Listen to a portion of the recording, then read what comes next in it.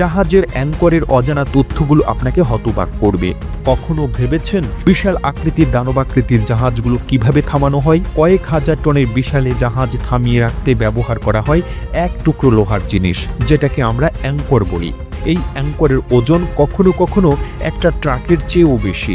এর পেছনে আছে রুদ্ধশ্বাস বৈজ্ঞানিক কৌশল, যুদ্ধ জয়ের ইতিহাস আর কিছু এমন রহস্য যা শুনলে আপনি অবাক হয়ে যাবেন।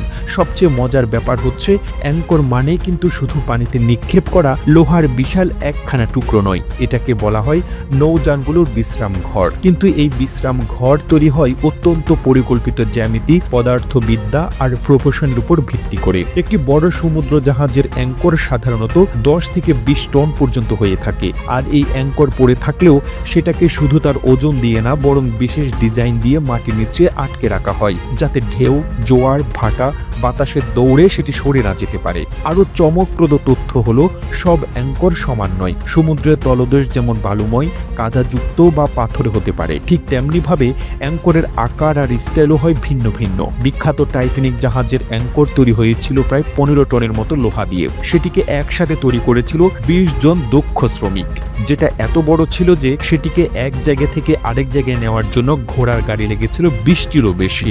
শুধু তাই নয়, যুদ্ধের সময় অ্যাঙ্করকে ব্যবহার করা হতো শত্রুপক্ষের জাহাজ আটকে দেওয়ার কৌশল হিসেবে। ব্রিটিশ নৌবাহিনী দ্বিতীয় বিশ্বযুদ্ধে এক বিশেষ ধরনের অ্যান্টি সাবমেরিন অ্যাঙ্কর ব্যবহার করত, যেটা পানির নিচে গিয়ে বোমার মতো বিস্ফোরণ ঘটিয়ে শত্রু সাবমেরিন ধ্বংস করত। প্রায় 7 থেকে 10 গুণ বেশি দৈর্ঘ্যের শিকল ছেড়ে দেওয়া হয়, যাতে অ্যাঙ্কর ঠিকঠাক মাটি আঁকড়ে ধরতে পারে। শুধু তাই নয়, এই শিকলগুলো প্রতিটি লিঙ্কের ওজন প্রায় 50 কেজিরও বেশি হতে পারে। আর শিকলগুলো ছোড়ার সময় যে শব্দ হয় সেটা জাহাজের নিচের ডেক কাঁপিয়ে তোলে।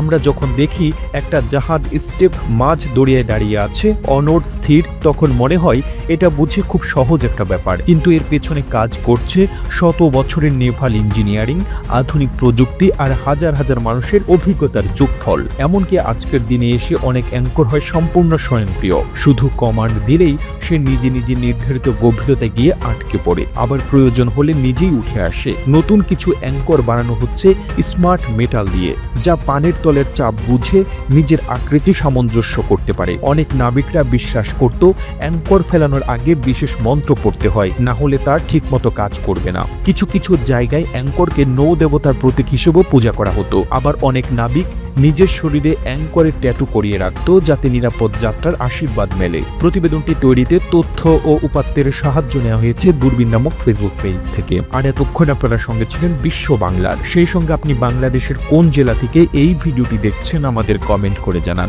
আমরা পরবর্তী ভিডিওতে আপনাকে ধন্যবাদ জানাতে ভুলব না। এতক্ষণ বিশ্ব বাংলার সাথে থাকার জন্য অসংখ্য ধন্যবাদ।